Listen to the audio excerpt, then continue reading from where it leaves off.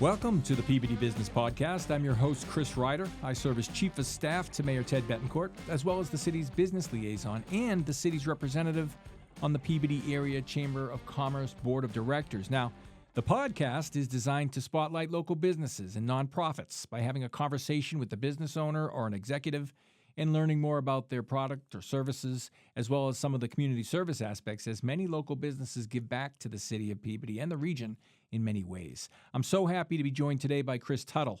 Now, Chris is president and CEO of Bridgewell, one of our region's most impactful human service agencies. Chris, welcome to the Peabody Business Podcast. Thanks for joining me. Chris, thanks for having me. Well, Chris, let's get right into it. Why don't you tell our listeners about Bridgewell and about the people you serve every day? Absolutely. So Bridgewell is going into its 67th year. We're the largest provider in the Northeast for serving adults with intellectual and developmental disability and autism. We're a multifaceted organization. So we have 65 group homes throughout Essex and Middlesex County that work with adults starting off as young as the age of 22 through the lifespan of their adulthood. We provide day rehabilitation services for adults with IDD and autism. We provide case management and work opportunities. So we have supportive employment, group employment, and individual employment throughout Essex and Middlesex County for our adults. We also support adults who live in their own apartments. So we have roughly about 140 adults who live in their own apartment throughout Essex and Middlesex County that are case managed by our staff as little as 5 hours a week and as much as 40 hours a week. So if you ask people about Bridgewell, that's probably what they know us most for. But we also are a mental health agency. We have 3 outpatient clinics throughout Essex and Middlesex County. One of our clinics is a specialty clinic. That clinic's called the Sovner Center. And the Sovner Center is only one of 2 clinics throughout the Commonwealth of Massachusetts that specializes in working with adults with IDD or autism who also have a mental health diagnosis. We're also a recovery agency. So we provide recovery work for people who are new to recovery. So we have programming in the city of Lynn for women who are brand new to recovery. We have 24 beds there. 5 of those beds are dedicated to young mothers who are either pregnant or have just given birth, and their child can stay with them up to the age of 1 during their treatment. They graduate from there. They move on to our Lotus House program, where that's a temporary housing program where now they continue their treatment, but their children from the age of 18 and under can stay with them. We're also a housing authority. We have 145 housing units in Essex County, and that ranges from single-room occupancy to 1-bedroom, 2-bedroom, and 3-bedroom apartments. And last but not least, we are a transportation company. You see our vans everywhere. So we provide transportation for our individuals who live in our group home to go to our day programs. But we also provide transportation to individuals who live either with their parents or with other providers to go to our day program or somebody else's day program. Our size is we probably serve somewhere in the neighborhood of 8,000 people a year. And when we are fully employed, we have roughly 1,350 employees, full and part-time. 1,350 full and part-time employees. Yes. Very interesting. Well, I wanted to ask specifically a couple of the services. One is recovery. I think those struggling with addiction often feel alone and overwhelmed. You know, how does Bridgewell serve? It seems to me that each person needs individual services, and they vary. What's Bridgewell's model for making sure that you offer as many diverse services as there are the people suffering? That's a great question, and you're absolutely spot on around, I think for our recovery services, for people coming in, especially who are brand new to recovery, there's a lot of fear and loneliness coming in. There's also a lot of shame.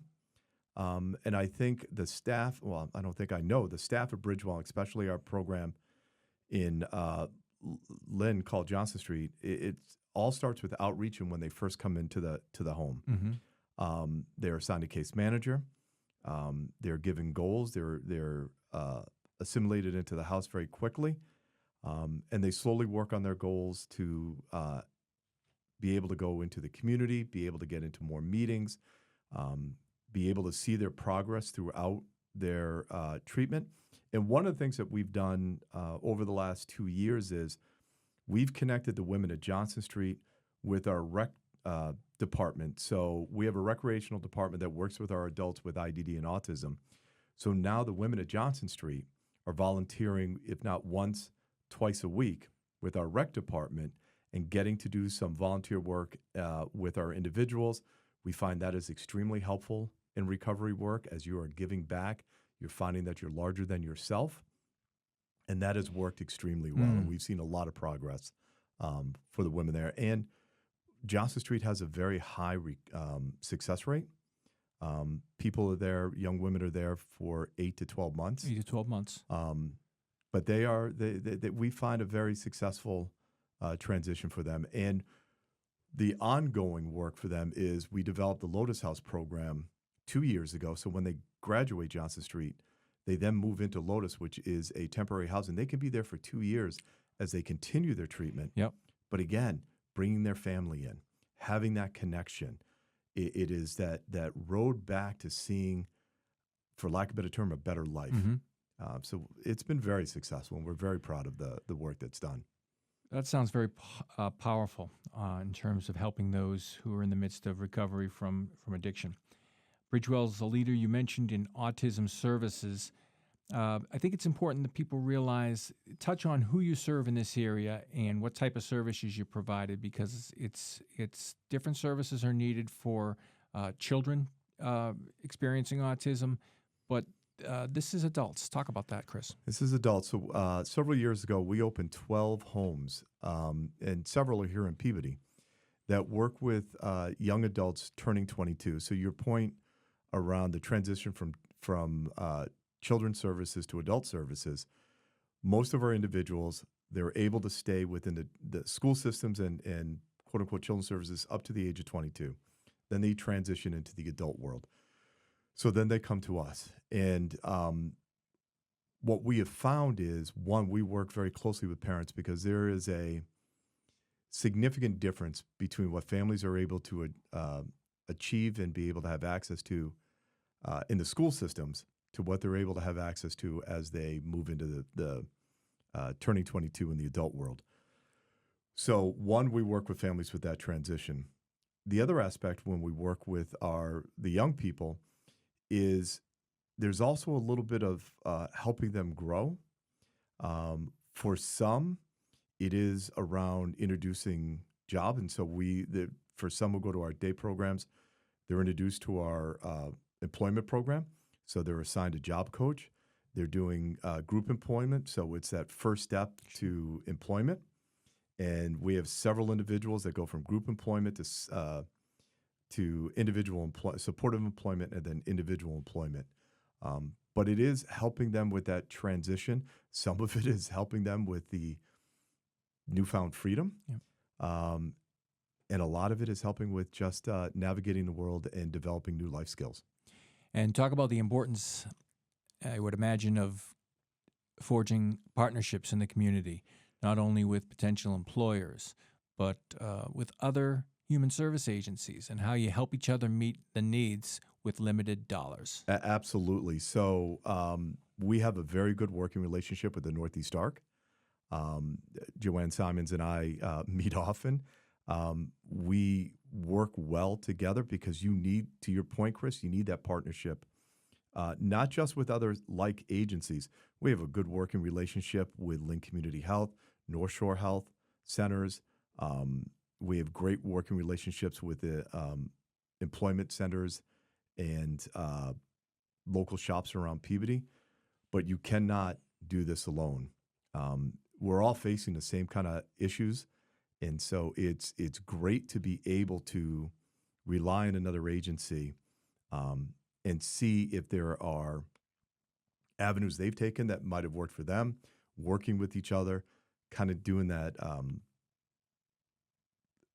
that collaboration that kind of helps expand our services. Sure.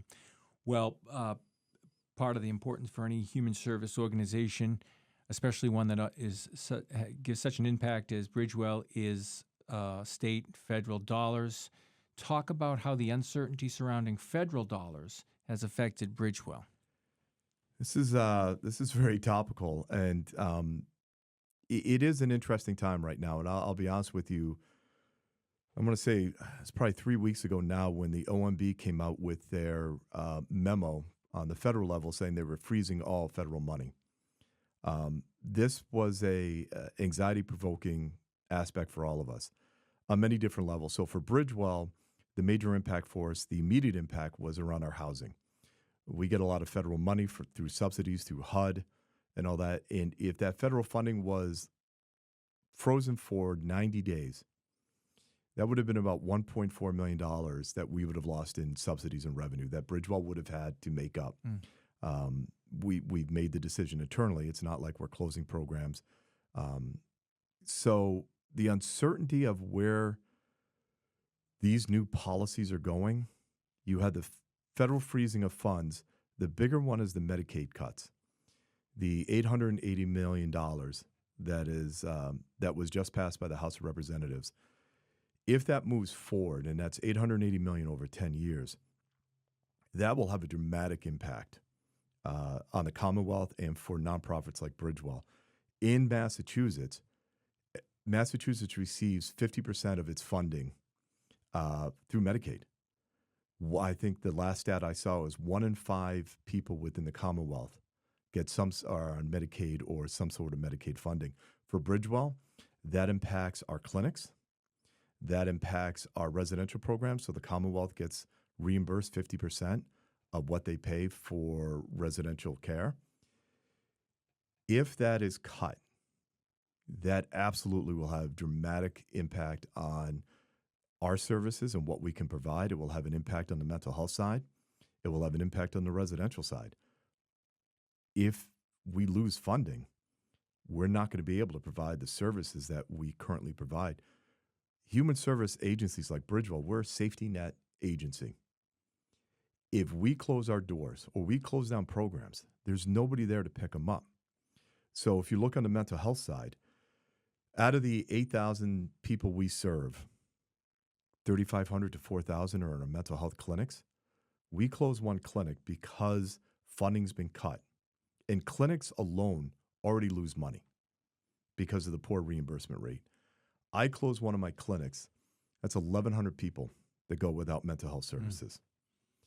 That serves nobody well, and it certainly doesn't serve the people that are being served well. So I think for everybody, there needs to be attention made in on what's going on at the federal level, and truly understand what it would mean. I think everybody looks at the government, and I think nobody would argue that there is wasteful spending.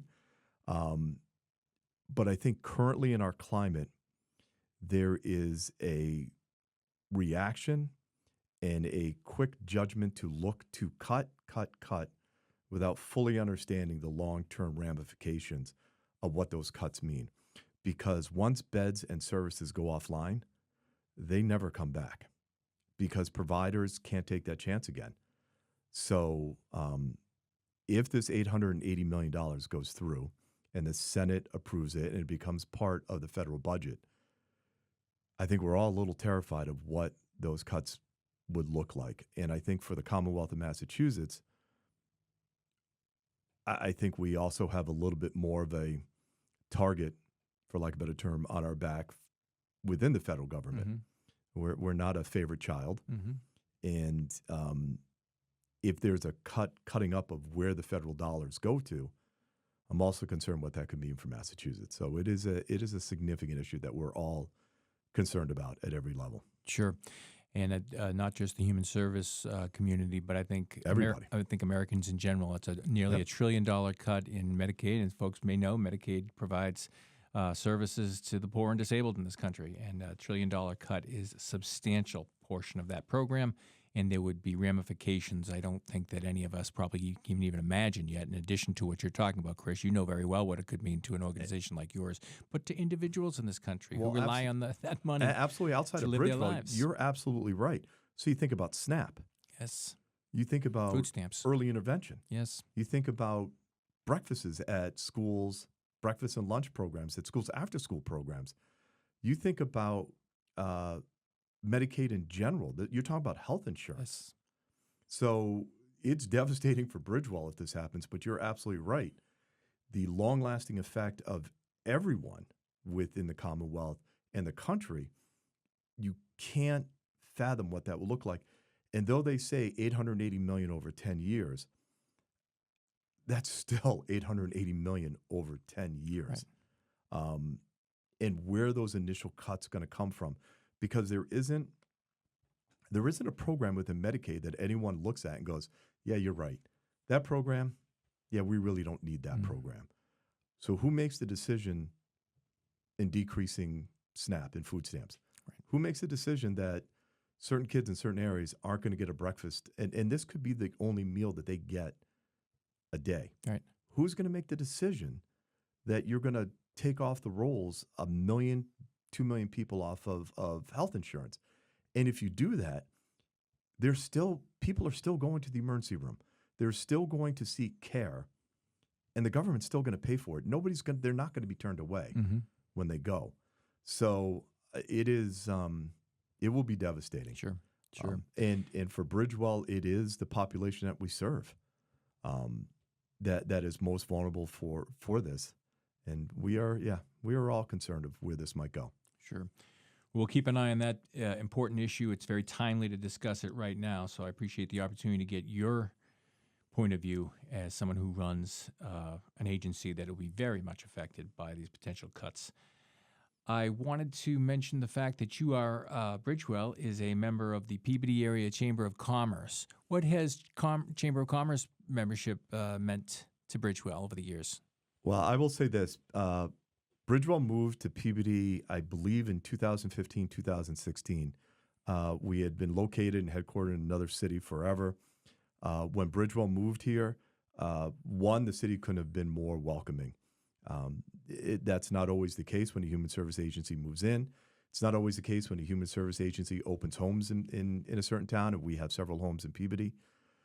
The town has been great, and being part of the chamber has allowed Bridgewell to get to know its neighbors and allowed the community to get to know us, because I think at times there is this, almost uncertainty or not really knowing what human service agencies do, or you hear the type of population that's kind of you work with, and there's some uncertainty or curiosity. And being part of the chamber has been remarkable for us to be able to kind of explain to the community who we are, get to know our neighbors better. We're so invested in the chamber that actually somebody who works for Bridgewell is the chair of the chamber. Board of directors. Board of directors. So, and that has been very well. And we were thrilled when Brad, who works for Bridgewell, was our representative for the chamber and the chamber meetings. And I was thrilled when he told me that he had been nominated to be the board chair and serves on it now. So it has worked very well for us. I'm glad to hear that. You mentioned that we are very proud in Peabody to have Bridgewell. We're home to Bridgewell headquarters. What's the best approach for people who would like to contact Bridgewell, who may need services for themselves, for a family member, maybe thinking about a plan? What's the best way to contact Bridgewell? The best way is actually through our website. If you go on our website, it's easy to work through. So depending on what type of service you're looking for, there are specific numbers to call. And if at the end of the day, if that doesn't work for you, there's a general number to call the main office, and there's an email box for people to call. Great. That website off the top, is it? www.bridgewell.org. Oh, nice and simple. www.bridgewell.org is a good place to start if you'd like to contact Bridgewell to find out more information about the services they provided in so many areas to our residents, including housing, including transportation, recovery services for those struggling with addiction, autism services for those turning 22 and beyond. And, of course, we talked about behavioral health and what a key area of focus that is for Bridgewell, but a key area for all of us to be thinking about in today's society, behavioral health and mental health. It absolutely is, and it's these type of services are needed more than ever. And the anxiety of the world, it just makes it a little bit more difficult. Great.